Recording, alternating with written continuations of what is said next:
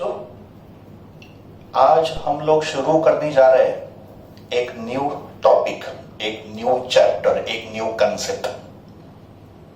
और उस टॉपिक का नाम है इलेक्ट्रोमैग्नेटिक इंडक्शन। इलेक्ट्रोमैग्नेटिक इंडक्शन, इसको शॉर्ट में बोलेंगे EMI। EMI, electromagnetic induction. सबसे पहले ये इलेक्ट्रोमैग्नेटिक इंडक्शन होता क्या है, and what exactly are we going to study in this chapter. बच्चों, इलेक्ट्रिसिटी जो फिजिक्स का ब्रांच है और मैग्नेटिज्म ये भी एक फिजिक्स का ब्रांच है, तो इलेक्ट्रिसिटी एंड मैग्नेटिज्म इनका आपस में रिलेशन है। का मतलब they are interconvertible. Electricity से हम लोग मैग्नेटिज्म को प्रोड्यूस कर सकते हैं और मैग्नेटिज्म से हम लोग इलेक्ट्रिसिटी को भी प्रोड्यूस कर सकते हैं। When I talk of electricity, I am talking about electric current. And अगर मैं मैग्नेटिज्म के बारे में बोल रहा हूं तो I am talking about magnetic field. तो इलेक्ट्रिक करंट से magnetic field can be produced, and इसका अपोजिट क्या होगा, इसका कन्वर्स क्या होगा। मैग्नेटिक फील्ड से इलेक्ट्रिसिटी का मतलब electric current can be produced. These were the observations, these were the discoveries made by early scientists in the early 19th century. जैसे scientist Oersted. Now, scientist Oersted discovered the phenomenon of magnetic effect of electric current by his series of experiment. तो Oersted का observation क्या था कि अगर आपने किसी conductor में इलेक्ट्रिक करंट पास किया तो फिर ये इलेक्ट्रिक करंट कंडक्टर के अराउंड में मैग्नेटिक फील्ड प्रोड्यूस करेगा। इसका मतलब it is possible to produce magnetic field due to electric current। का मतलब electric current can produce magnetic field। Electric current can produce magnetic field। This was observation of Oersted and this phenomenon is called magnetic effect of electric current। तो इसका opposite क्या होगा, magnetic field से electricity को produce करो। And this phenomena was discovered by the scientists Michael Faraday and Joseph Henry। तो Michael Faraday, Joseph Henry के जो एक्सपेरिमेंट्स थे, those experiments lead to this conclusion। तो यहां पे कंक्लूजन क्या होगा कि सपोज आपने एक कॉइल और वायर है, सपोज ये वायर का एक कॉइल है, it can B coil, it can be any circuit made up of conductor, और उस कॉइल को अपने मैग्नेटिक फील्ड में रखा है। तो अगर किसी कॉइल में मैग्नेटिक फील्ड पास हो रहा है, कॉइल हो या सर्किट हो, उसमें आपने मैग्नेटिक फील्ड पास किया, का मतलब कॉइल को मैग्नेटिक फील्ड में रखा। अगर ये मैग्नेटिक फील्ड कांस्टेंट होगा तो कॉइल में करंट प्रोड्यूस्ड नहीं होगा। बट अगर आप इस मैग्नेटिक फील्ड को चेंज करोगे, चेंज का मतलब you may increase the magnetic field और you may decrease the magnetic field.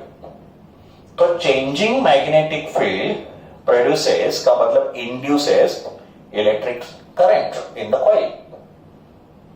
का मतलब मैग्नेटिक फील्ड अगर चेंज होगा तो changing magnetic field can produce electric current, जो इसका एग्जैक्टली अपोजिट फिनोमेना होगा। तो this is inter conversion between electricity and magnetism.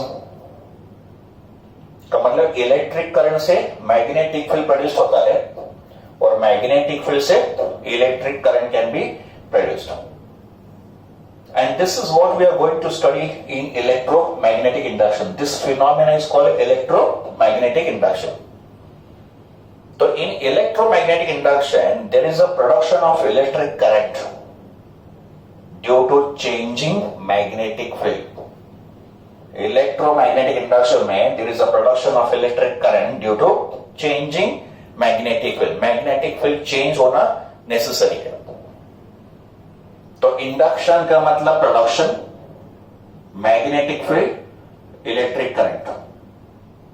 तो production of electric current due to changing magnetic field is electromagnetic induction, और इसी को हम लोग इस चैप्टर में स्टडी करेंगे। तो let us begin the actual phenomena of electromagnetic induction. Electromagnetic induction के स्टडी को शुरू करने से पहले हमको एक कंसेप्ट समझना है, मैग्नेटिक फ्लक्स। बिकॉज इस पूरे चैप्टर में हम लोग मैग्नेटिक फ्लक्स के बारे में डिस्कशन करेंगे। To understand the phenomena of electromagnetic induction हम लोग मैग्नेटिक फ्लक्स के बारे में डिस्कशन करेंगे। तो सबसे पहले मैग्नेटिक फ्लक्स क्या होता है उसको समझेंगे। This magnetic flux is similar to electric flux. Electrostatics में हम लोग ने इलेक्ट्रिक फ्लक्स स्टडी किया था, और इन इलेक्ट्रोमैग्नेटिक इंडक्शन हम लोग स्टडी कर रहे हैं मैग्नेटिक फ्लक्स। और ये दोनों टर्म सिमिलर है, इलेक्ट्रिक फ्लक्स और magnetic flux are similar to each other. बस इलेक्ट्रिक फ्लक्स डिफाइन होता है इलेक्ट्रिक फील्ड में, और मैग्नेटिक फ्लक्स डिफाइन होता है मैग्नेटिक फील्ड में। Electric flux is a measurement of quantity of electric field, quantity of electric field passing through a given surface. वैसे magnetic flux is the measurement of quantity of magnetic field passing through the given surface. ये magnetic field का measurement के लिए हम लोग use करेंगे कि how much is the quantity of magnetic field passing through the surface. इसका भी सिंबल phi है, इलेक्ट्रिक फ्लक्स का भी सिंबल phi था, तो दोनों का सिंबल phi है। नो मैग्नेटिक फ्लक्स डिफाइन करने के लिए यहां मैंने मैग्नेटिक फील्ड को ड्रॉ किया है। Magnetic field is drawn by this imaginary lines. का मतलब अगर किसी रीजन में मैग्नेटिक फील्ड दिखाना है तो हमको क्या ड्रॉ करना है, मैग्नेटिक फील्ड लाइंस ड्रॉ करना है, या उसको बोलेंगे magnetic lines of force. In lines को बोलेंगे मैग्नेटिक फील्ड लाइंस या मैग्नेटिक लाइंस ऑफ फोर्स। और ये जो मैग्नेटिक फील्ड यहां पे ड्रॉ किया है वो लेफ्ट से राइट डायरेक्शन में है, तो ये उसका डायरेक्शन है। Let B be the strength of this magnetic field. अभी इस मैग्नेटिक फील्ड में हमने एक कॉइल को रखा। आप यहां पे एक वायर का कॉइल रख दो, या कोई भी सरफेस रख दो, या कोई भी इलेक्ट्रिक सर्किट रख दो, तो this can be a coil of wire, this can be any two-dimensional surface, और it can be any electrical circuit। तो चलो मान लेते कि ये कॉइल है, तो ये हो गया कॉइल का सरफेस। कॉइल का जो सरफेस होगा उसी को प्लेन बोलेंगे। जैसे देखो ये रेक्टेंगुलर कॉइल हो गया, मैंने यहां पे सर्कुलर कॉइल ड्रॉ किया, ये मान लो कि रेक्टेंगुलर कॉइल है। तो अगर ये कॉइल है तो ये उसका सरफेस हो गया, तो इस सरफेस को बोलेंगे प्लेन। ये जो कॉइल का सरफेस होगा उसको क्या बोलेंगे, प्लेन। तो यहां पे कॉइल को कुछ इस तरीके से रखा है ना, coil is placed in a magnetic field, और इस कॉइल का जो एरिया है वो ए है, और ये हो गया उसका प्लेन। तो this is plane of the area, ये उसका प्लेन हो गया। तो कॉइल को मैंने जिस पोजीशन में रखा है, तो उस पोजीशन में इस प्लेन को एक नॉर्मल ड्रॉ करो। नॉर्मल का मतलब परपेंडिकुलर। तो इस प्लेन को एक परपेंडिकुलर ड्रॉ करो। Perpendicular drawn to the given area is called as area vector, जिसका सिंबल है ए बार। ये हमने इलेक्ट्रोस्टैटिक्स में भी यूज किया था, एरिया वेक्टर। तो what is area vector? It is a perpendicular, it is a normal to the plane of the area. का मतलब एरिया के प्लेन को जो परपेंडिकुलर या नॉर्मल ड्रॉ करेंगे that is called area vector. तो यहां पे एक एंगल फॉर्म हो रहा है, किसके बीच में? एरिया वेक्टर और बी वेक्टर के बीच में। तो let theta be the angle between area vector and magnetic field vector. Theta is the angle between area vector and magnetic field vector. ठीक है, तो जैसे कॉइल का प्लेन रोटेट करेंगे, एरिया वेक्टर भी रोटेट करेगा और थीटा भी चेंज होगा। तो अभी मैग्नेटिक फ्लक्स को कैलकुलेट कैसे करते हैं? Let us understand the procedure to calculate magnetic flux. सबसे पहले definition of magnetic flux, the total number of magnetic field lines passing normally का मतलब perpendicularly through the given surface या given area is called as magnetic flux passing through that area या through that surface। तो किसी area में से कितना magnetic field पास होगा, ये मैग्नेटिक फ्लक्स से हम लोग कैलकुलेट करेंगे। किसी सरफेस में से या किसी एरिया में से कितना मैग्नेटिक फील्ड पास होगा, उसका मेजरमेंट हम लोग मैग्नेटिक फ्लक्स से करेंगे। And what is the formula of magnetic flux? Phi is equal to vector B dot vector A। का मतलब magnetic flux is a scalar product of magnetic field and area vector. And B dot A का formula होगा B A cos theta, where B is magnetic field, A is area और theta होगा angle between area vector and B vector. Theta होगा angle between area vector and B vector. देखो ये formula भी electric flux के similar है। Electric flux का formula जो हमने इलेक्ट्रोस्टैटिक्स में लिखा था वो था vector E dot vector A। ये था formula of electric flux. E stands for electric flux. And magnetic flux को अगर हम लोग लिखेंगे तो हम लोग लिखेंगे फाई बी। तो अगर फाई E है इलेक्ट्रिक फ्लक्स तो फाई बी होगा मैग्नेटिक फ्लक्स। नहीं दोनों के सिंबल तो सेम ही है। तो मैग्नेटिक फ्लक्स का फॉर्मूला क्या है? Vector B dot vector A। तो देखो ये दो फॉर्मूले सिमिलर होंगे। This is electric flux and this is magnetic flux. तो बच्चों आपको ये फॉर्मूला मेमोराइज करना है, इसको याद करना है, इसको ठीक से प्रिपेयर करना है, बिकॉज चैप्टर के एंड तक हम लोग ये फॉर्मूला यूज करने वाले हैं, मैग्नेटिक फ्लक्स का फॉर्मूला। तो what is the formula of magnetic flux? Phi equals to B A cos theta. Flux का फॉर्मूला क्या है? B A cos theta. What is B? Magnetic field. What is A? Area. And what is theta? Angle between magnetic field and area vector. Area vector कैसे होता है? Perpendicular to the plane of the surface. Then अगर coil में n number of turns होंगे, समझो ये एक turn है ना, तो ऐसे समझो कॉइल में n नंबर ऑफ टर्न्स होंगे, तो for coil having n number of turns हम लोग क्या करेंगे? इसको n से मल्टीप्लाई करेंगे, बिकॉज ये होगा magnetic flux passing through one turn. तो अगर कॉइल में n नंबर ऑफ टर्न्स होंगे तो आपको n से मल्टीप्लाई करना है, बिकॉज हर एक टर्न में से उतना ही फ्लक्स पास होगा। तो for coil having n turns magnetic flux का फॉर्मूला होगा n b a cos theta, where n stands for number of turns। SI unit of magnetic flux।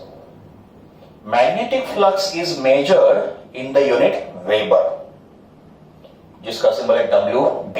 तो Weber is a unit, SI unit of magnetic flux। And अगर इस formula से अगर unit लिखना होगा तो मैग्नेटिक फील्ड का unit tesla होता है और एरिया का यूनिट होगा मीटर स्क्वायर। तो this is tesla and this is in metre square. तो मैग्नेटिक फ्लक्स का यूनिट हो सकता है tesla metre square. B tesla में होगा और एरिया मीटर स्क्वायर में होगा। इसको ऐसे लिखा जाएगा सिंबल में। तो वेबर और tesla metre square are the units of magnetic flux. CGS unit क्या होगा? तो सीजीएस सिस्टम में मैग्नेटिक फ्लक्स का यूनिट होता है मैक्सवेल, और मैक्सवेल यूनिट को लिखा जाता है सिंबल mx। वैसे टेस्ला का बनता है गॉस और मीटर का बनता है सेंटीमीटर। इसका मतलब maxwell is same as gauss centimetre square. Maxwell same as gauss centimetre square. अभी इन दोनों में रिलेशन क्या हुआ देखो, 1 weber is same as 1 tesla into 1 metre square, देखो ये दोनों तो सेम ही है, तो आई can say 1 weber equals to 1 tesla into 1 metre square. 1 tesla is 10 raise to 4 gauss. 1 tesla कितना होता है, 10 रेज़ टू 4 कॉस होता है, and 1 metre square is 10 raise to 4 centimetre square. तो 10 raise to 4 into 10 raise to 4 become 10 raise to 8। इसका मतलब 1 weber is equal to 10 raise to 8 Maxwell.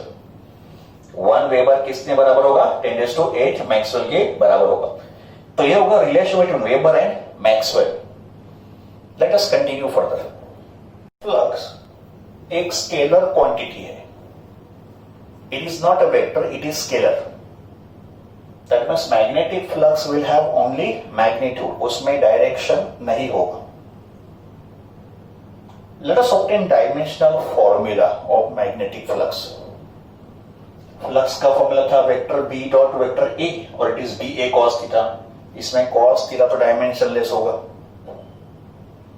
तो dimension of flux is equal to dimension of B into dimension of area.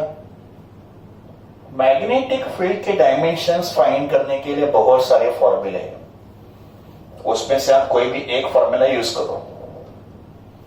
तो एक formula है magnetic field का F upon M। यहां पे F है फोर्स और M होगा पोल स्ट्रेंथ। ये M क्या है, pole strength, is a strength of magnetic pole, pole strength. और पोल स्ट्रेंथ का यूनिट होता है एम्पियर मीटर। तो ये स्मॉल m पोल स्ट्रेंथ है मैग्नेटिक पोल का, नॉर्थ पोल या साउथ पोल, और उसका यूनिट होता है एम्पियर मीटर। तो magnetic field is force upon pole strength. या तो मैग्नेटिक फील्ड का डायमेंशन आप इस फॉर्मूला से भी निकाल सकते हो, F upon Q into V। Magnetic field is F upon Q into V। F is force, Q is charge, and V is velocity. Use any one formula. Force का dimension is M L T minus 2, area का L2, pole strength का unit ampere metre है, तो इसका क्या होगा A1 L1। तो after simplification magnetic flux का डायमेंशन होगा M L2 T minus 2 and A minus 1। तो ये होंगे डायमेंशंस ऑफ मैग्नेटिक फ्लक्स। अगर मुझे इस कॉइल का मैग्नेटिक फ्लक्स चेंज करना है, now try to understand, important बात में डिस्कस कर रहा हूं। अगर मुझे इस कॉइल का या इस एरिया का मैग्नेटिक फ्लक्स चेंज करना है, तो मैग्नेटिक फ्लक्स को चेंज करने के लिए we can change magnetic field. इस बी को चेंज करो, चेंज का मतलब इस बी को इंक्रीज करो या डिक्रीज करो। चेंज कैन बी इंक्रीज और डिक्रीज। या एरिया को चेंज करो, का मतलब ये जो एरिया है, इस एरिया को अगर आप इंक्रीज या डिक्रीज करोगे तो मैग्नेटिक फ्लक्स चेंज होगा। और तीसरा फैक्टर क्या होगा, थीटा, का मतलब ये जो एरिया वेक्टर और बी वेक्टर के बीच का एंगल है उसको चेंज करो। तो magnetic flux can be change by changing B, और बाय चेंजिंग एरिया, और बाय चेंजिंग थीटा, और by changing two of the quantities. का मतलब कोई एक चेंज करो, या इसमें से दो वैल्यू साथ में ही चेंज करो, या तीनों को साथ में चेंज करो, तो भी क्या होगा, मैग्नेटिक फ्लक्स चेंज होगा। तो this is concept of magnetic flux. अभी इसके बाद देखेंगे पॉजिटिव फ्लक्स, निगेटिव फ्लक्स और जीरो फ्लक्स क्या होता है।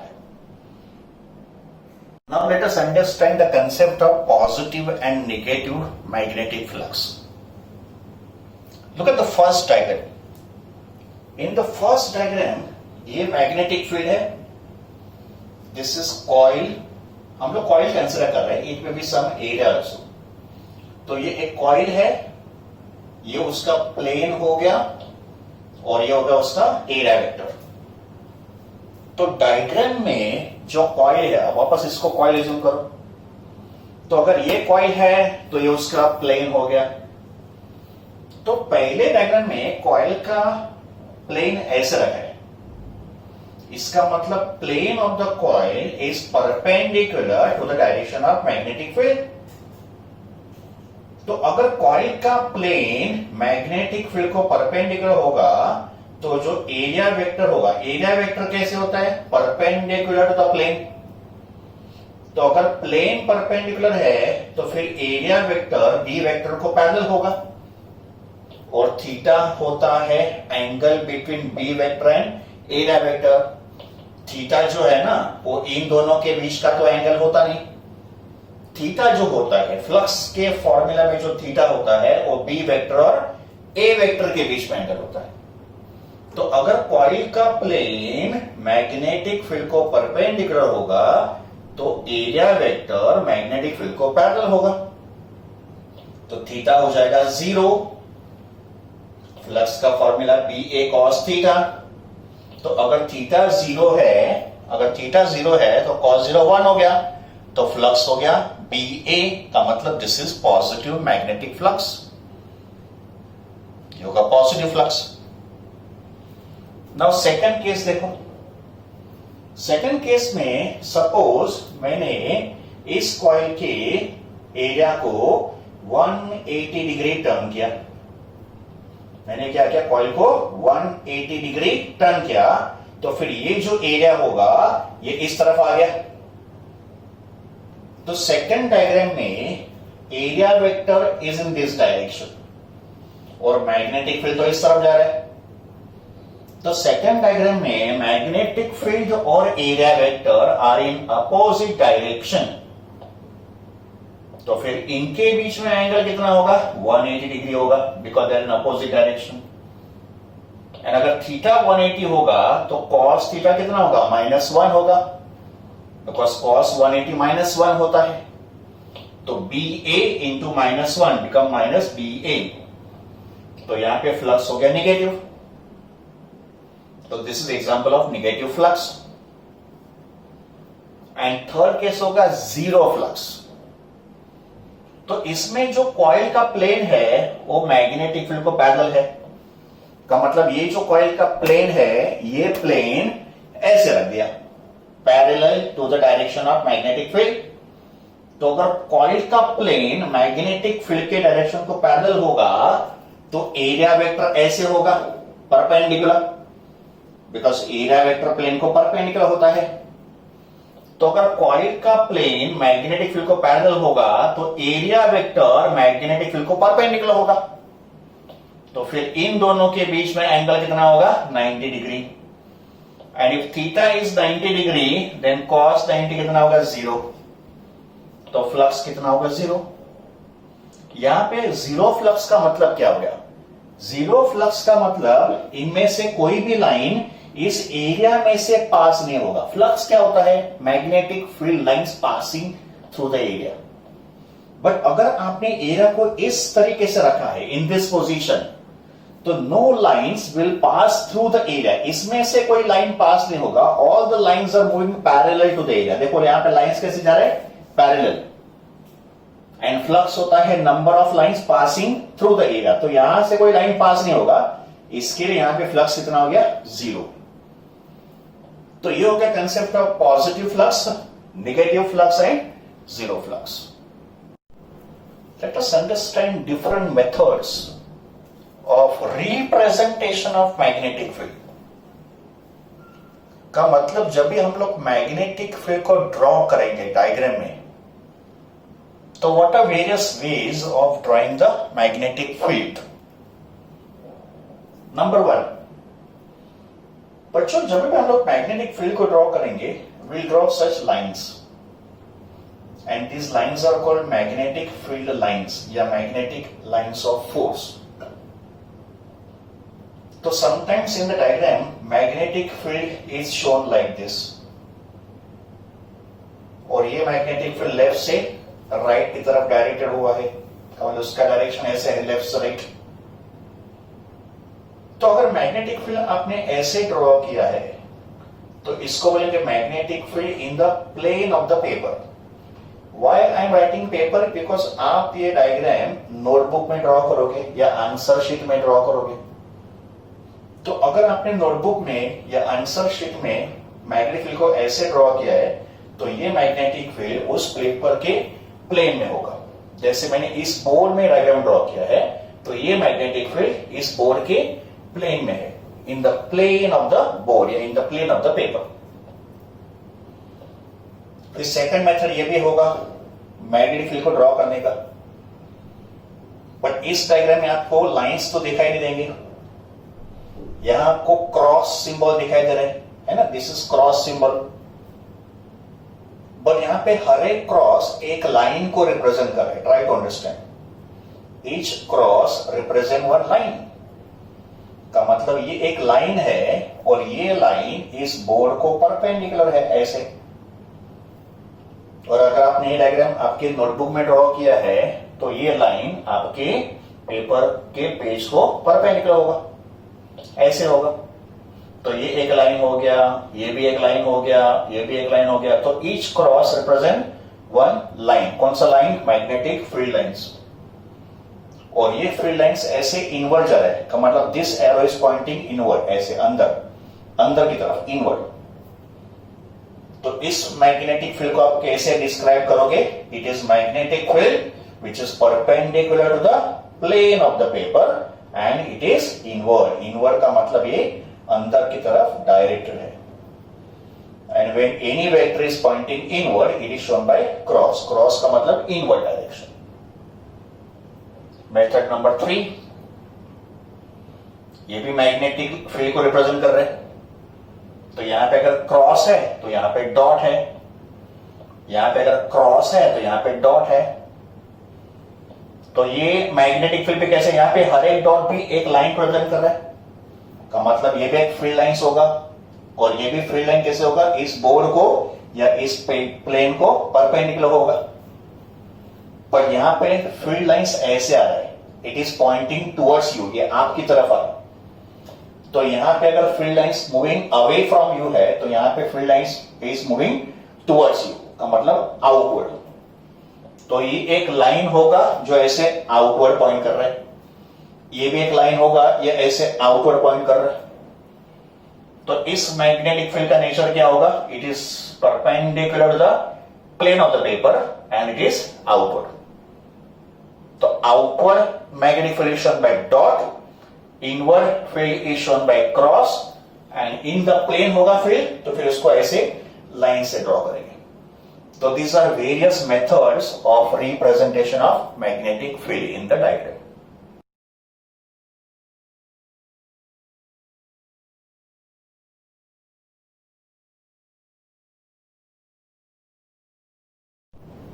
We now discuss experiments performed by scientists Faraday and Henry, which leads to the conclusion of electromagnetic induction.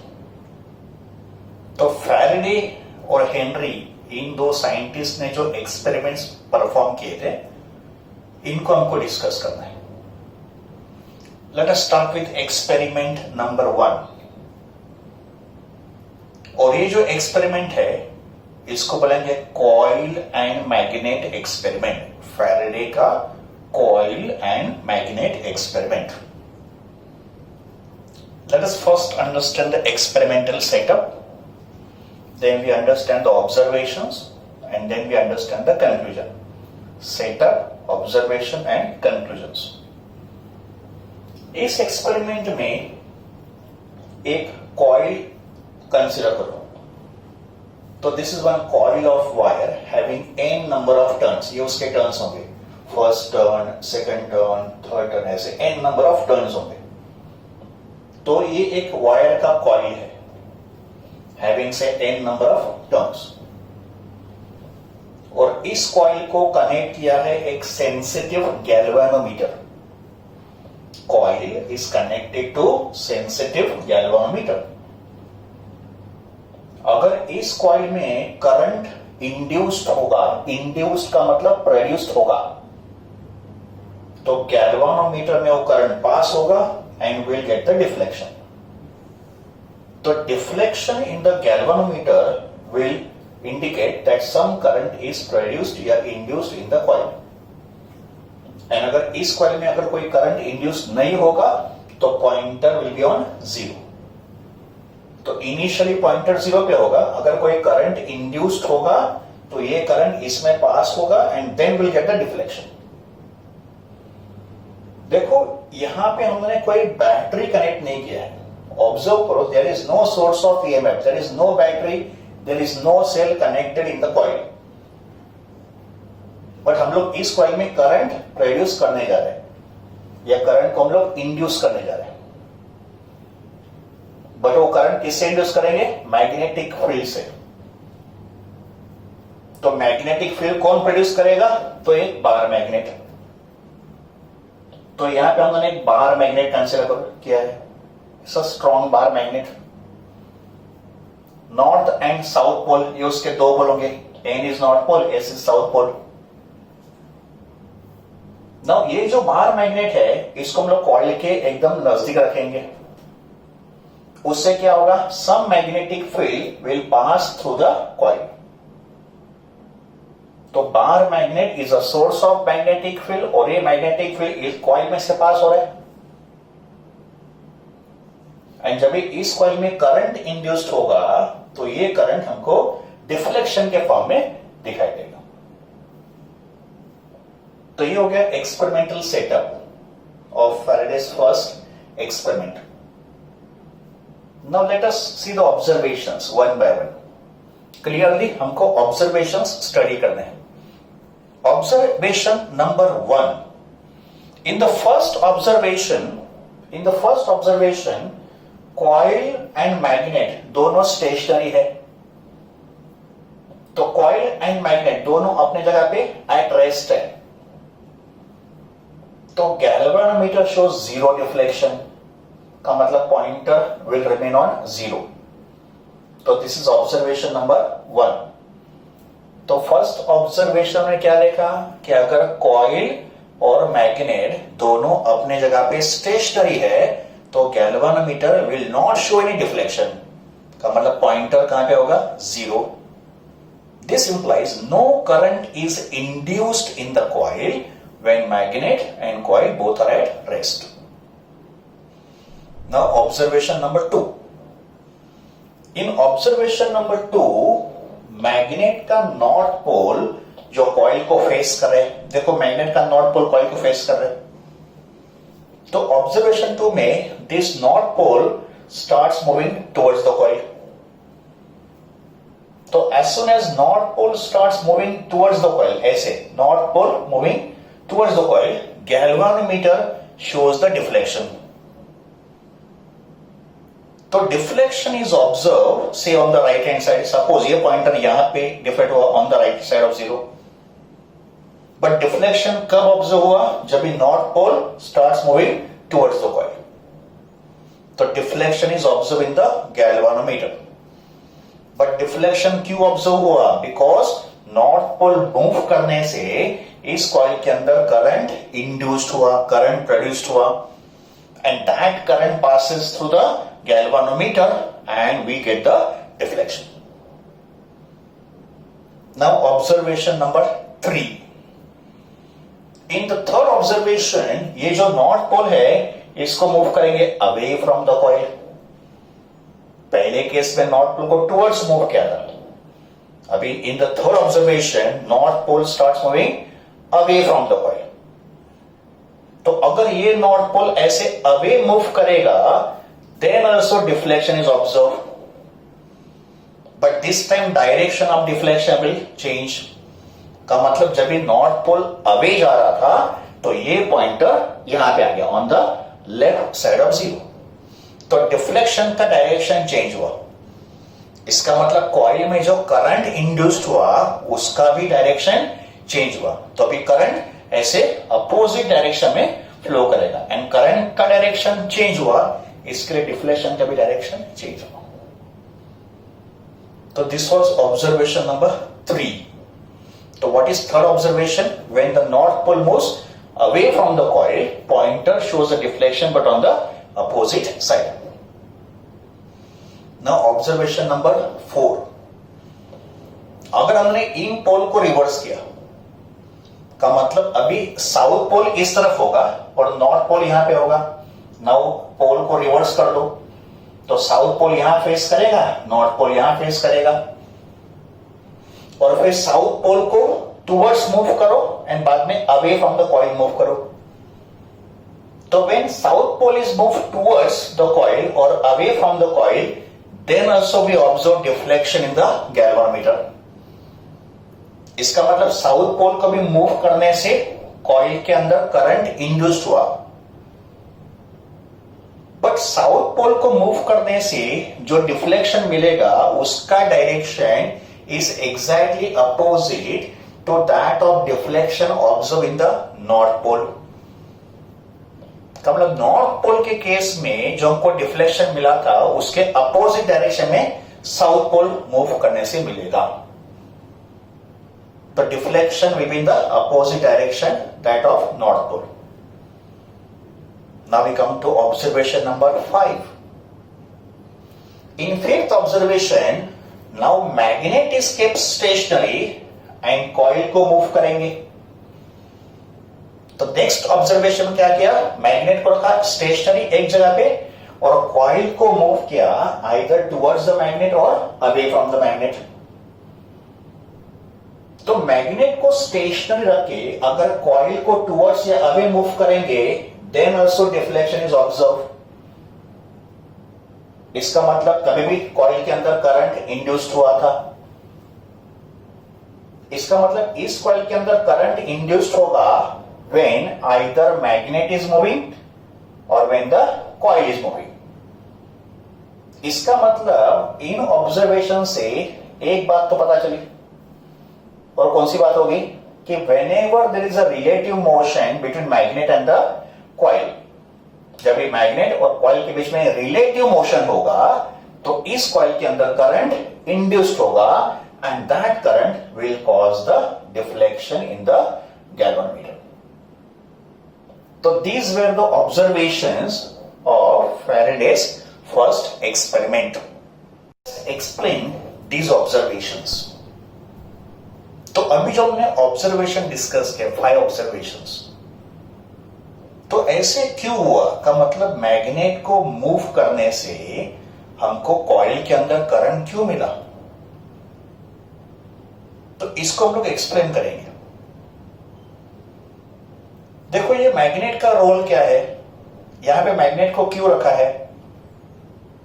Magnet क्या कर रहे हैं, मैग्नेटिक फील्ड को प्रोड्यूस कर रहे हैं. It's a source of magnetic field और हमको मैग्नेटिक फील्ड से इस कॉइल के अंदर करंट को प्रोड्यूस करना था. Our aim is to produce current in this coil with the help of magnetic field. का मतलब मैग्नेटिक फील्ड को चेंज करके हमको कॉइल के अंदर करंट प्रोड्यूस करना था. ठीक है. तो when a magnet is placed near to the coil, some magnetic field is associated with the coil. का मतलब कॉइल भी एक मैग्नेटिक फील्ड के अंदर आ गया और फिर इस मैग्नेट से मैग्नेटिक फील्ड लाइंस भी मूव करेंगे. We know that magnetic field lines move from north pole to south pole and inside the magnet these lines move from south pole to north pole. का मतलब ये जो field lines होंगे ये ऐसे continuous होंगे, है ना, ऐसे कंटिन्यूअस होंगे. नॉर्थ से साउथ एक्सटर्नली एंड साउथ से नॉर्थ इंटरनली, ये ऐसे कंटिन्यूअस जा रहे हैं. तो ये क्या है, मैग्नेटिक फील्ड लाइंस. और एक फील्ड लाइंस यहाँ पे खत्म नहीं हो रहा है, ये कंटिन्यूअस कर्व है. का मतलब ये लाइंस ऐसे मूव करके यहाँ पे आ रहे हैं, ये भी लाइन ऐसे मूव करके यहाँ पे आ रहा है. It's a continuous curve. और फिर साउथ से नॉर्थ भी जा रहा है इनसाइड द मैग्नेट. एक क्लोज कर्व होता है कंटिन्यूअस. तो फिर मैग्नेटिक फील्ड लाइंस इस कॉइल में से भी पास होंगे एंड total number of magnetic field lines या magnetic lines of force passing through a coil को क्या बोलेंगे, मैग्नेटिक फ्लक्स. का मतलब इस कॉइल में जो मैग्नेटिक फील्ड लाइंस पास होंगे तो वो जो मैग्नेटिक फील्ड लाइंस का नंबर होगा that is called magnetic flux. तो what do we say? Some magnetic flux is linked with the coil. इस कॉइल के साथ मैग्नेटिक फ्लक्स लिंक हुआ है. इन अदर वर्ड्स इस कॉइल में से मैग्नेटिक फ्लक्स पास हो रहा है. Some amount of magnetic flux is passing through the coil. And what is magnetic flux? Magnetic lines of force passing through the coil. अभी flux का formula हमने study किया है. व्हाट इज फ्लक्स का formula? B A cos theta. यहां पे B stands for magnetic field around the coil. A होगा इस कॉइल का एरिया और थीटा होगा angle between area vector and B vector. अभी देखो हमने एरिया को रखा है कांस्टेंट, थीटा को भी रखा है कांस्टेंट. तो we try to change the magnetic flux by changing magnetic field. हम लोग मैग्नेटिक फ्लक्स को चेंज कर रहे हैं बाय चेंजिंग मैग्नेटिक फील्ड. तो जब भी इस मैग्नेट को ऐसे टुवर्ड्स द कॉइल मूव करेंगे तो कॉइल का मैग्नेटिक फील्ड इंक्रीज होगा. तो when magnet moves towards the coil, magnetic field around the coil will increase because magnet उसके पास आ रहा है. तो इसका मैग्नेटिक फील्ड तो इंक्रीज होगा. But as magnetic field increases, magnetic flux will also increase. तो जैसे B का वैल्यू इंक्रीज होगा, फ्लक्स का वैल्यू भी इंक्रीज होगा. का मतलब इसमें से ज्यादा लाइन पास होंगे. तो जितना ये मैग्नेट कॉइल के पास आएगा, more lines will pass through the coil. And अगर फ्लक्स इंक्रीज होगा का मतलब कॉइल का फ्लक्स चेंज हो रहा है. तो कॉइल का फ्लक्स चेंज होने से इस कॉइल के अंदर इलेक्ट्रोमोटिव फोर्स इंड्यूस्ड होगा. इंड्यूस का मतलब प्रोड्यूस्ड होगा, जनरेट होगा. ईएमएफ, कॉइल के अंदर ईएमएफ इंड्यूस्ड होगा. और ईएमएफ होता है सोर्स ऑफ करंट. ईएमएफ के बिना करंट तो इंड्यूस्ड होगा नहीं. तो पहले कॉइल के अंदर ईएमएफ इंड्यूस्ड होगा और फिर जाके कॉइल में करंट प्रोड्यूस्ड होगा या करंट इंड्यूस्ड होगा. बिना ईएमएफ के करंट तो प्रोड्यूस्ड होगा नहीं. तो ईएमएफ क्यों इंड्यूस्ड हुआ? बिकॉज कॉइल का मैग्नेटिक फ्लक्स इंक्रीज हुआ. तो increase in magnetic flux causes induced EMF in the coil. तो इस कॉइल के अंदर ईएमएफ प्रोड्यूस्ड हुआ, इलेक्ट्रोमोटिव फोर्स इंड्यूस्ड हुआ. एंड ये कॉइल किसी क्लोज्ड सर्किट में कनेक्ट किया है. तो अगर सर्किट क्लोज होगा तो करंट फ्लो करेगा. अगर सर्किट ओपन होगा तो ईएमएफ तो इंड्यूस्ड होगा लेकिन करंट फ्लो नहीं करेगा. तो ईएमएफ इंड्यूस्ड होने के लिए सर्किट क्लोज होना जरूरी नहीं है, बट करंट फ्लो करने के लिए circuit has to be closed. And ये करंट पास हुआ गैल्वानोमीटर में से and that's why pointer gets deflected. Now what happens when the North Pole moves away from the coil? तभी क्या हुआ था? तो when this North Pole moves away from the coil, then the magnetic field around the coil starts decreasing. ये होना चाहिए decreasing. तो second case में कॉइल का जो मैग्नेटिक फील्ड होगा ये क्या करेगा? डिक्रीज करेगा बिकॉज मैग्नेट तो अवे जा रहा है. तो कॉइल का मैग्नेटिक फील्ड डिक्रीज हुआ. एंड अगर बी डिक्रीज हुआ तो मैग्नेटिक फ्लक्स भी डिक्रीज हुआ. तो अभी कॉइल में से कम लाइन पास होंगी बिकॉज मैग्नेट तो दूर जा रहे हैं. तो लाइंस दूर जाएंगे तो number of lines will decrease. का मतलब फ्लक्स विल डिक्रीज. वापस फ्लक्स चेंज हो गया. तो कॉइल में फ्लक्स चेंज होना चाहिए. फ्लक्स का change can be increase in flux और डिक्रीज इन फ्लक्स. दोनों केस में फ्लक्स चेंज तो हो रहा है. तो सेकंड केस में भी ईएमएफ इंड्यूस्ड हुआ. इंड्यूस का मतलब प्रोड्यूस्ड हुआ. बट सेकंड केस में जो ईएमएफ इंड्यूस्ड हुआ उसका पोलैरिटी अपोजिट था. का मतलब इन दोनों के जो ईएमएफ होंगे उनके पोलैरिटी अपोजिट होंगे.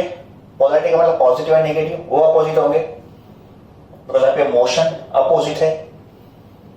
तो फिर सेकंड केस में भी ईएमएफ करंट इंड्यूस्ड होगा बट इसका भी डायरेक्शन अपोजिट होगा, अपोजिट होगा फर्स्ट केस. एंड करंट का डायरेक्शन अपोजिट हुआ, इसके लिए डिफ्लेक्शन भी अपोजिट हुआ. इसका मतलब सेकंड केस में पॉइंटर जो है ना वो यहां से इधर आ गया. तो ये हो गया explanation of Faraday's first experiment. And after studying this coil and magnet experiment, we come to one conclusion. And what is that conclusion? कि जब भी मैग्नेट और कॉइल के बीच में रिलेटिव मोशन होगा, रिलेटिव मोशन का मतलब one of them should move relative to another one. तो whenever there is a relative motion between magnet and the coil, some EMF is induced in the coil. Induce का मतलब produce. थोड़ा EMF coil के अंदर induced होगा.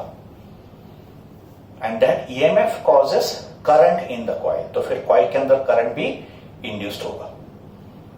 इसका मतलब यहां पर हमने क्या किया? मैग्नेटिक फील्ड से इलेक्ट्रिक करंट को इंड्यूस किया. Using magnetic field, we have produced the current, and this phenomena is called electromagnetic induction. इसी को बोलेंगे electromagnetic induction. So whenever there is a relative motion between magnet and the coil, some EMF or current is induced in the coil. This is called electromagnetic induction. तो ये हो गया discussion of Faraday's first experiment.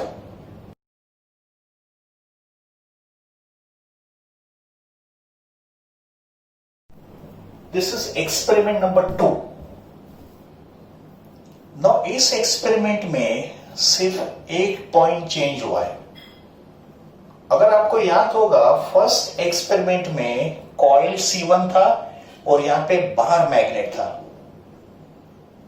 और बाहर magnet क्या था? Source of magnetic field था. In experiment number 1, magnet is a source of magnetic field. तो यहां पे हमने मैग्नेटिक फील्ड का सोर्स चेंज किया, का मतलब यहां से बाहर मैग्नेट को हटा दिया और एक करंट कैरिंग कॉइल रख दिया.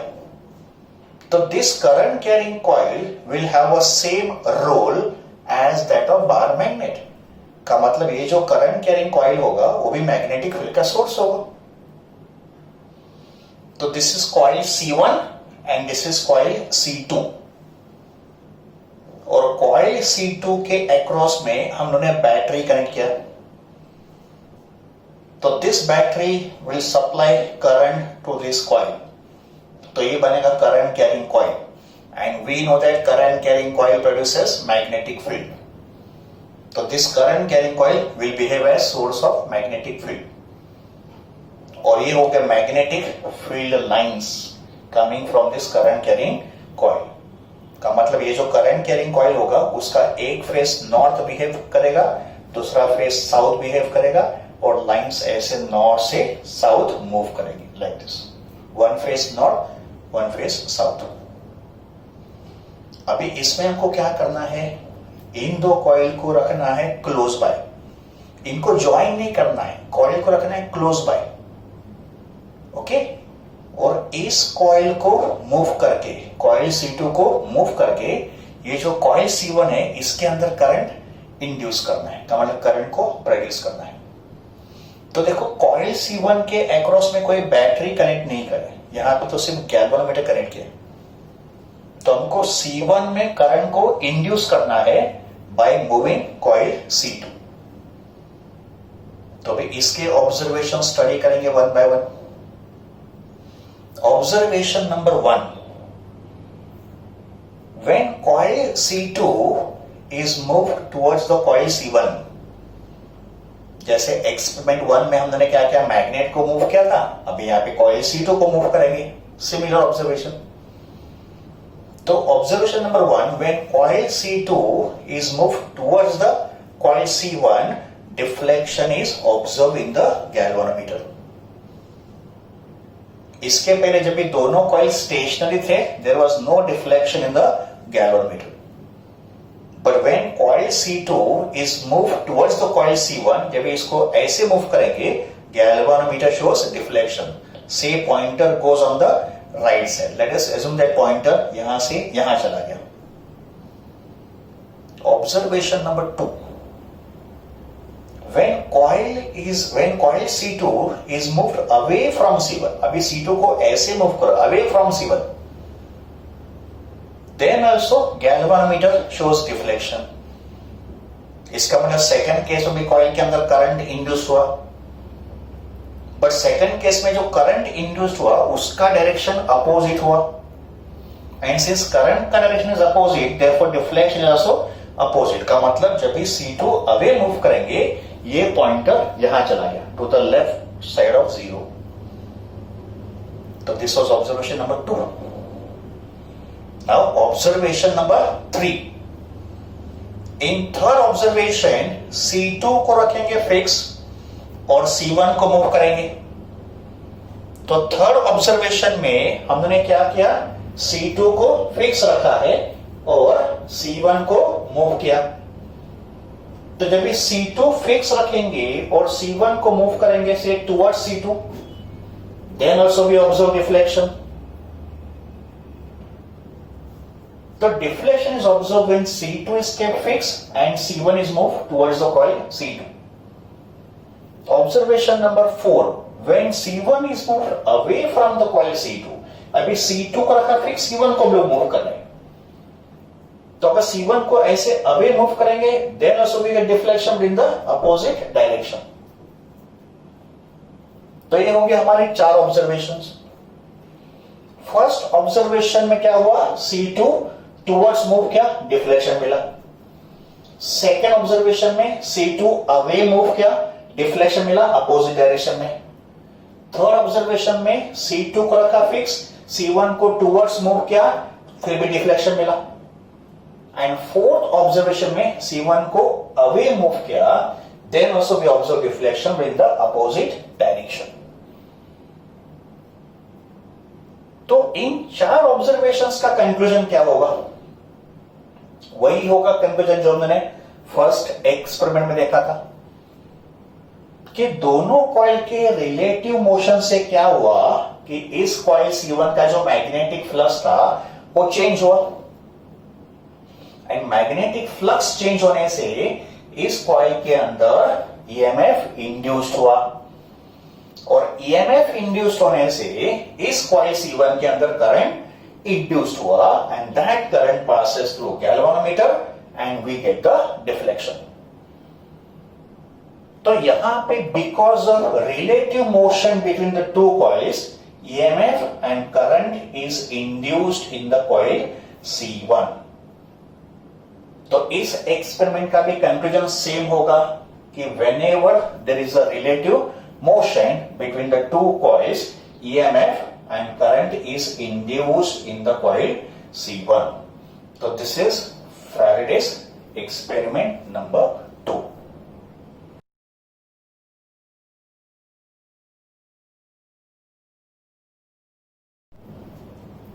This is Faraday's experiment number 3.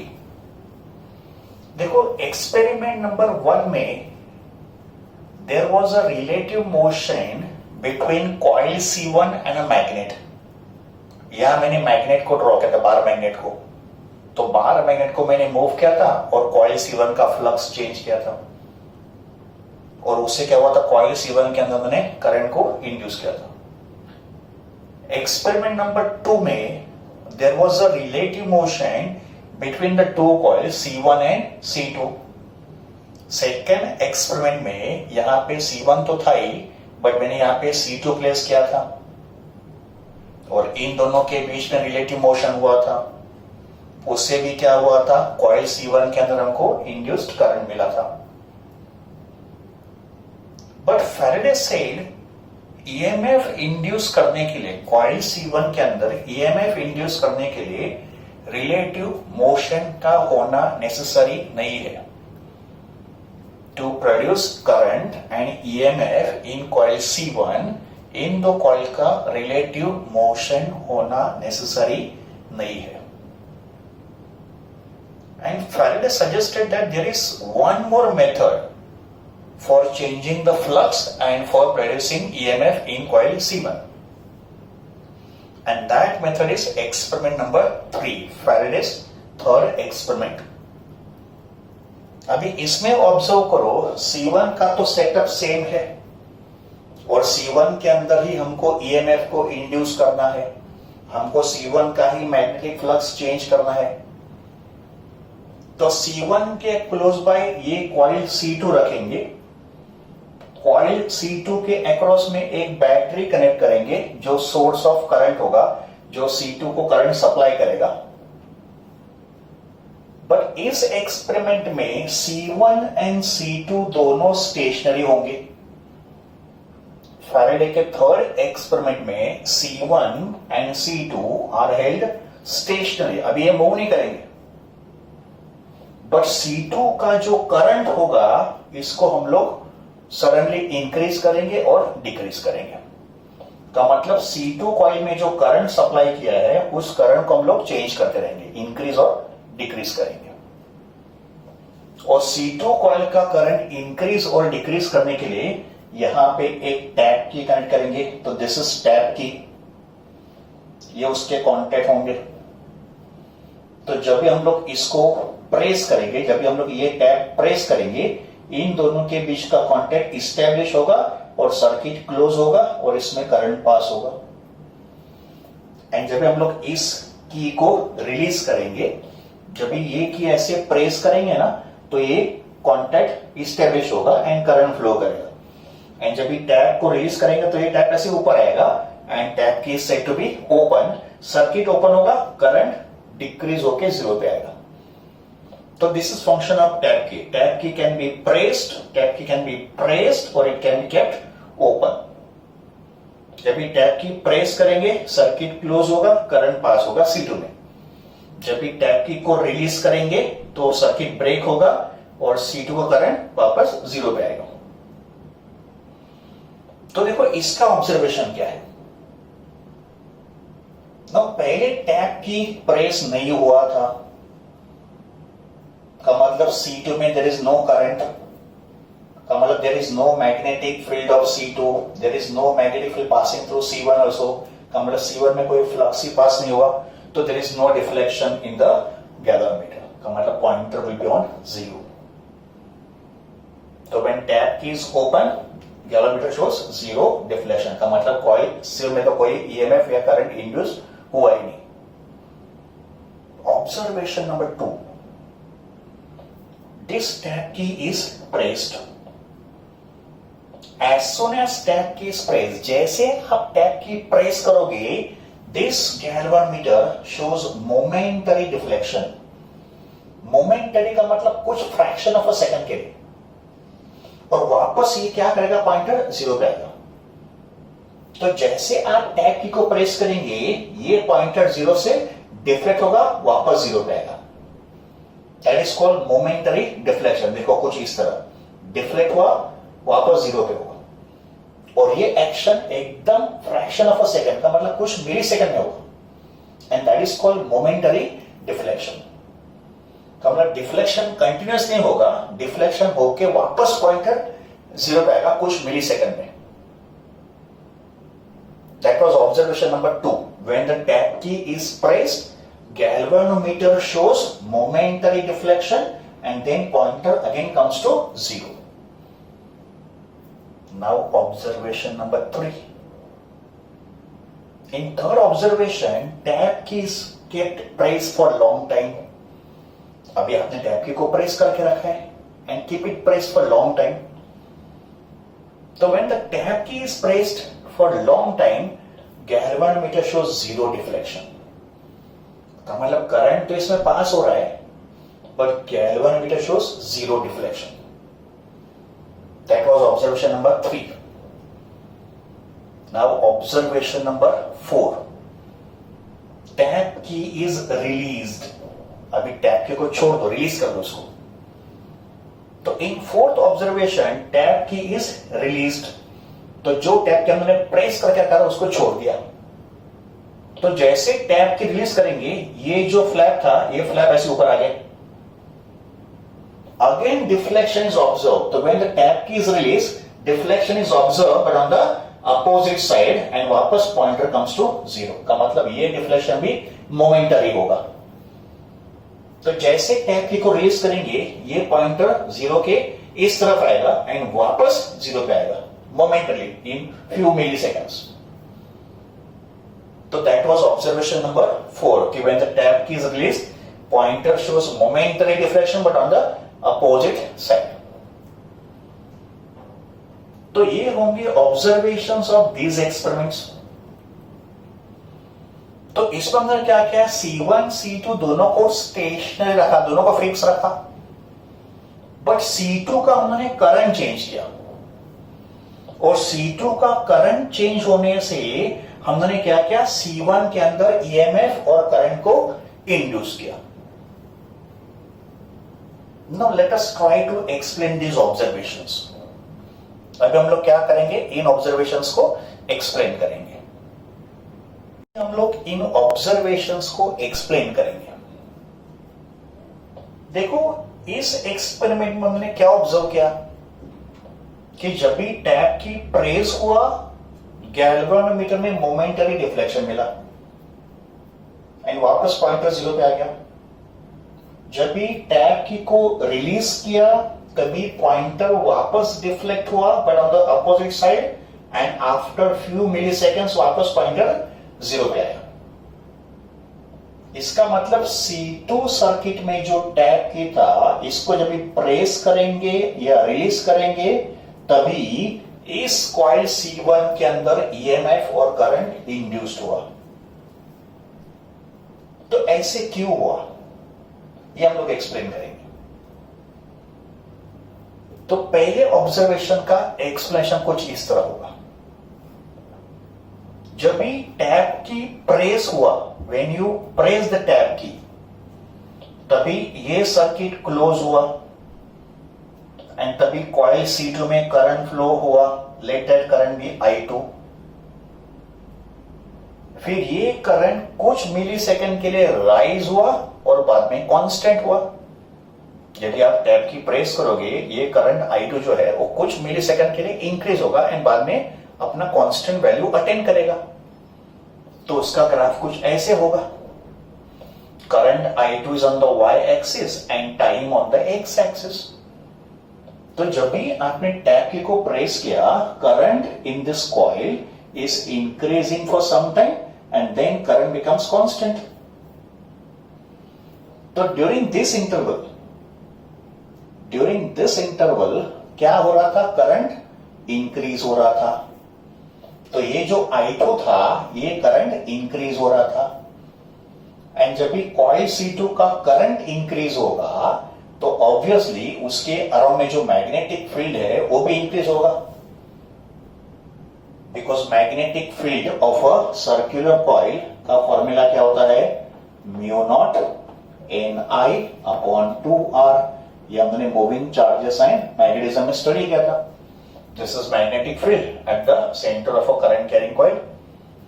So as current increases, magnetic field of the coil also increases.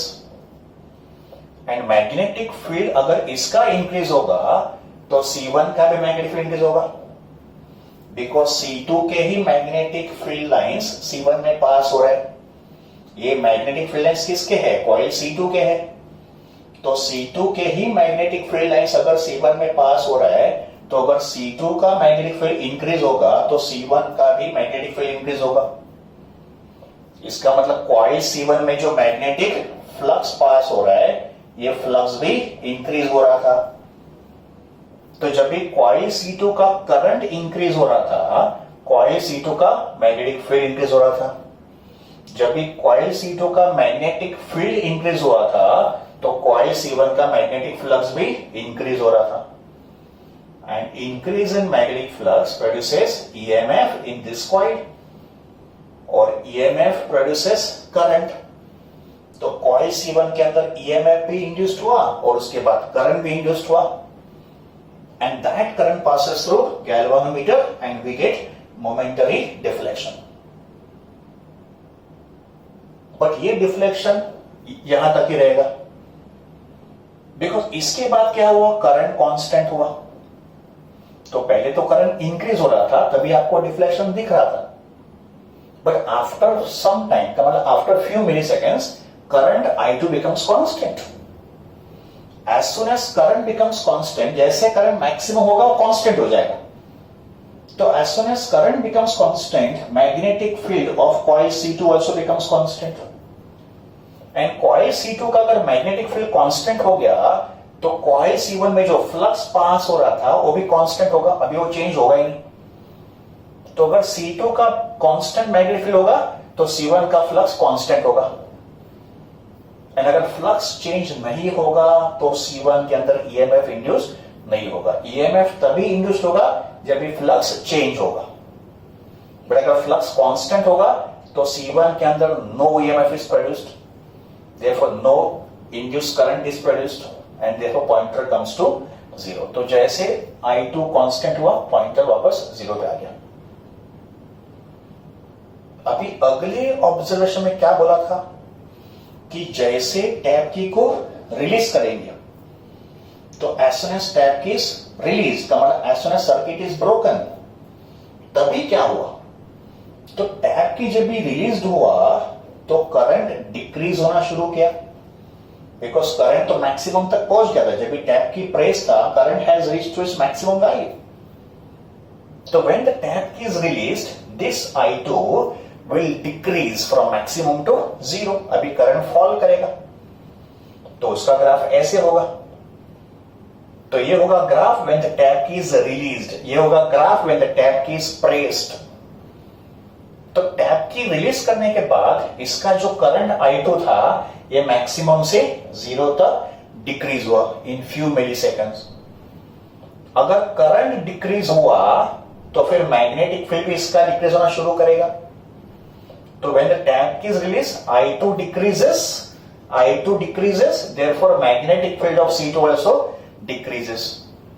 C2 का ही मैग्नेटिक फील्ड C1 में पास हो रहा है, तो अगर C2 का मैग्नेटिक फील्ड डिक्रीज करेगा तो इसका मैग्नेटिक फ्लक्स भी डिक्रीज करेगा, एंड अगर C1 का मैग्नेटिक फ्लक्स डिक्रीज करेगा तो मैग्नेटिक फ्लक्स चेंज होने से इस C1 के अंदर EMF इंड्यूस्ड होगा, और इंड्यूस्ड EMF क्या करेगा, इसके अंदर करंट इंड्यूस्ड करेगा, and that current will flow in opposite direction to first case, and therefore we get momentarily deflection on the other side। और जैसे करंट 0 पे आएगा, पॉइंटर वापस 0 पे आएगा। तो ये हो गया observations of Faraday's third experiment and उसका एक्सप्लेनेशन।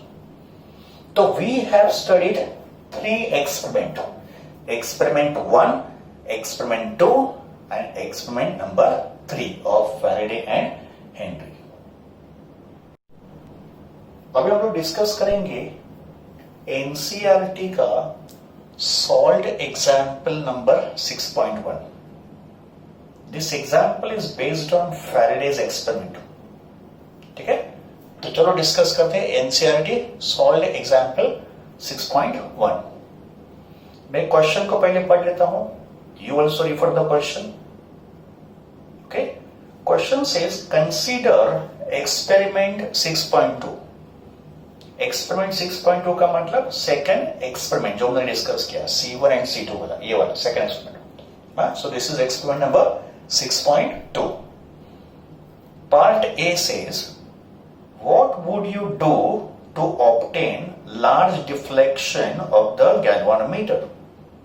ये पार्ट ए है। And part B, how would you demonstrate the presence of induced current in the absence of galvanometer। तो चलो पहले पार्ट ए डिस्कस करते हैं। पार्ट ए क्या बोल रहे हैं, what would you do to obtain large deflection of the galvanometer। तो अगर हमको गैल्वानोमीटर में लार्ज डिफ्लेक्शन प्रोड्यूस करना है तो हम लोग क्या करेंगे। सबसे पहले ये सोचो, लार्ज डिफ्लेक्शन का मतलब क्या। अगर हमको गैल्वानोमीटर में लार्ज डिफ्लेक्शन प्रोड्यूस करना है का मतलब कॉइल C1 में लार्ज करंट को प्रोड्यूस करना पड़ेगा, है ना। So large deflection of galvanometer implies large induced current in the coil C1 का मतलब इस C1 में ज्यादा करंट इंड्यूस्ड होना चाहिए, और C1 में ज्यादा करंट इंड्यूस्ड कब होगा, जब इसका मैग्नेटिक फ्लक्स ज्यादा चेंज होगा। का मतलब C1 कॉइल में जो मैग्नेटिक फ्लक्स पास हो रहा है वो ज्यादा चेंज होगा, तो you will get large current and large current produces large deflection. तो चलो उस मेथड को हम लोग डिस्कस करते हैं, बट इसके लिए हमारे पास कुछ मैथमेटिकल एक्सप्लेनेशन भी होगा। का मतलब along with the theoretical reasoning will give a mathematical proof also। उसके लिए कुछ मैथमेटिकल थियरी भी होगा। सबसे पहले मैग्नेटिक फ्लक्स जो C1 में से पास हो रहा है, ये जो कॉइल C1 है इसमें जो मैग्नेटिक फ्लक्स पास होगा उसका फॉर्मूला क्या होगा, BA cos theta. We know the formula flux, flux होता है BA cos थीटा। यहाँ पे B stands for magnetic field, A stands for area of the coil C1 और थीटा होगा angle between area vector and B vector. तो coil C1 को अगर मैंने एरिया वेक्टर ड्रॉ किया परपेंडिकुलर टू इट्स प्लेन, तो area vector and B vector, ये B vector किसका होगा, C2 का, बिकॉज मैग्नेटिक फील्ड तो C2 का है। तो C2 का मैग्नेटिक फील्ड और कॉइल C1 का area vector both are in the same direction, and अगर B vector area vector same direction में है तो थीटा हो गया 0, एंड थीटा 0 है, इसके लिए कॉस थीटा 1 हो गया। तो इसको तो हम लोग कुछ कर नहीं पाएंगे बिकॉज ये तो 1 ही होगा। फिर ये जो एरिया होगा, ये एरिया किसका है, C1 का है, वो भी तो फिक्स होगा। तो यहाँ पे एरिया भी कांस्टेंट होगा C2 का, वो भी हम लोग एरिया किसका होगा, C1 का, वो भी तो कांस्टेंट होगा। तो अगर ये वैल्यू कांस्टेंट है और ये वैल्यू 1 है, तो we can say phi, magnetic flux phi is directly proportional to B। इसका मतलब अगर हम लोग B को चेंज करेंगे तो फ्लक्स चेंज होगा, एंड फ्लक्स चेंज करेंगे तो करंट भी चेंज होगा। नाउ ये B किसका है, ये B किसने प्रोड्यूस किया, C2 ने प्रोड्यूस किया। तो अगर मैंने C2 को सोलेनॉइड कंसीडर किया, because this is coil having many turns, तो अगर ये कॉइल C2 अगर एक सोलेनॉइड है, तो we know the formula of magnetic field inside the solenoid। तो magnetic field due to the coil C2 and coil C2 behave करेगा solenoid, and solenoid के अंदर magnetic field का फॉर्मूला होता है mu naught Ni, where mu naught is permeability of free space। का मतलब इसके अराउंड में तो एयर होगा, n होंगे number of turns per unit length, और I होगा current that is passing through this coil C2। ये C2 का करंट होगा, है ना। ये करंट किसका होगा, कॉइल C2 का होगा जो बैटरी ने सप्लाई किया है। This current is supplied by the battery, ठीक है। तो अगर B इंक्रीज होगा तो फ्लक्स इंक्रीज होगा, फ्लक्स इंक्रीज होगा तो ये करंट इंक्रीज होगा, एंड करंट इंक्रीज होगा तो डिफ्लेक्शन भी इंक्रीज होगा। तो हमको ऐसे सोचना है। तो देखो अलग अलग मेथड क्या होंगे। Number 1, connect the coil C2 to a powerful battery. ये जो कॉइल C2 है इसको एक पावरफुल बैटरी कनेक्ट करो। पावरफुल का मतलब ज्यादा वोल्टेज का, ज्यादा करंट का। तो अगर ये बैटरी पावरफुल होगा तो ऑब्वियसली इसका करंट इंक्रीज होगा, है ना। Powerful battery supplies powerful current. तो अगर कॉइल C2 का करंट इंक्रीज होगा तो मैग्नेटिक फील्ड इंक्रीज होगा। देखो करंट इंक्रीज होगा तो मैग्नेटिक फील्ड इंक्रीज होगा, एंड अगर मैग्नेटिक फील्ड इंक्रीज होगा तो मैग्नेटिक फ्लक्स C1 का इंक्रीज होगा, एंड मैग्नेटिक फ्लक्स इंक्रीज होगा तो current induced in C1 will increase, and that will give large deflection. तो ये था मेथड नंबर 1।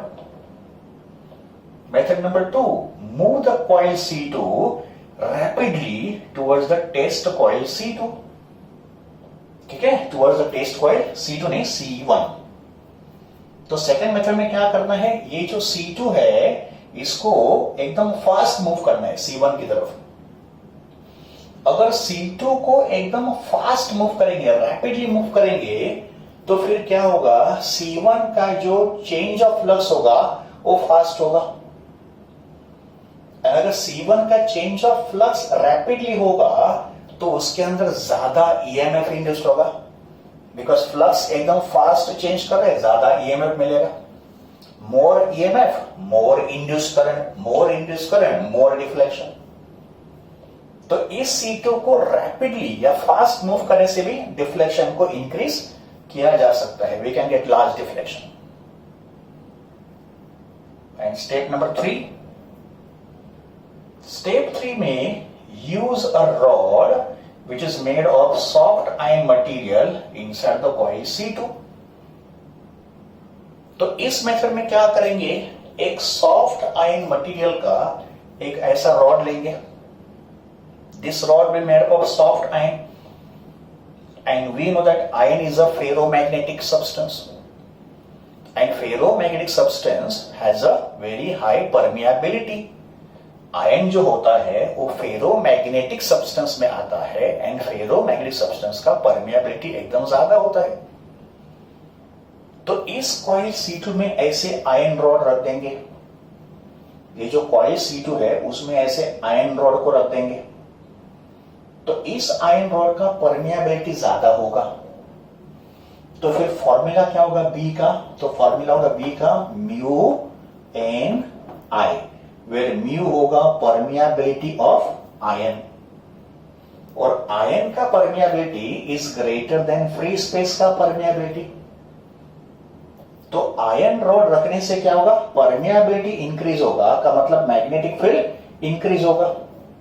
तो as mu increases magnetic field increases and as magnetic field increases magnetic flux passing through C1 will increase. का मतलब more induced EMF, more current and we'll get more deflection. का मतलब we'll get large deflection. So we can follow any one या more than one method to increase the deflection of the galvanometer. तो ये हो गया explanation of part A. Now let us come to part B. जो part B है उसमें क्या बोला है, how will you demonstrate the presence of current in coil C1 without galvanometer. तो कॉइल C1 में करंट इंड्यूस्ड हुआ है ये आप कैसे प्रूव करोगे अगर यहां पे गैल्वानोमीटर नहीं होगा. तो उसके लिए हमारा रीजनिंग ये होगा कि in place of galvanometer will connect one bulb. Galvanometer की जगह पे हम लोग यहां पे एक बल्ब कनेक्ट करेंगे. But since induce current is very small, ये जो इंड्यूस करंट होगा ये स्मॉल होगा, इसके लिए जो बल्ब होगा वो भी स्मॉल करंट रेटिंग वाला होगा. का मतलब ये बल्ब जो है ना वो स्मॉल करंट पे ही ऑपरेट होगा बिकॉज इंड्यूस करंट भी स्मॉल है. तो जो हम लोग नॉर्मली टॉर्च लाइट में यूज करते, छोटा बल्ब टॉर्च लाइट में ऐसा एक छोटा बल्ब यूज करेंगे. क्यों छोटा bulb, because current small magnitude का है, इसके लिए बल्ब भी छोटा होना चाहिए. तो एक स्मॉल बल्ब यहां पे कनेक्ट करेंगे इन प्लेस ऑफ गैल्वानोमीटर. उससे क्या होगा, अगर कॉइल C1 में करंट इंड्यूस्ड हुआ तो that current will pass through the bulb and bulb will glow. ये बल्ब स्विच ऑन होगा, ये लाइट एमिट करेगा. तो whenever current is induced in the coil bulb will glow. तो जब भी बल्ब ग्लो करेगा उससे पता चलेगा कि कॉइल C1 में करंट इंड्यूस्ड हुआ है. अगर कॉइल C1 में ज्यादा करंट इंड्यूस्ड होगा तो इसका ब्राइटनेस भी इंक्रीज होगा. और अगर कॉइल C1 में करंट कम इंड्यूस्ड होगा तो इसका ब्राइटनेस कम होगा. And if no current is induced in the coil C1 this bulb will not glow. तो प्रेजेंस ऑफ बल्ब एंड उसका जो ग्लो होगा उससे पता चलेगा कि कॉइल C1 में करंट इंड्यूस्ड हुआ है कि नहीं है. तो ये हो गया एक्सप्लेनेशन ऑफ पार्ट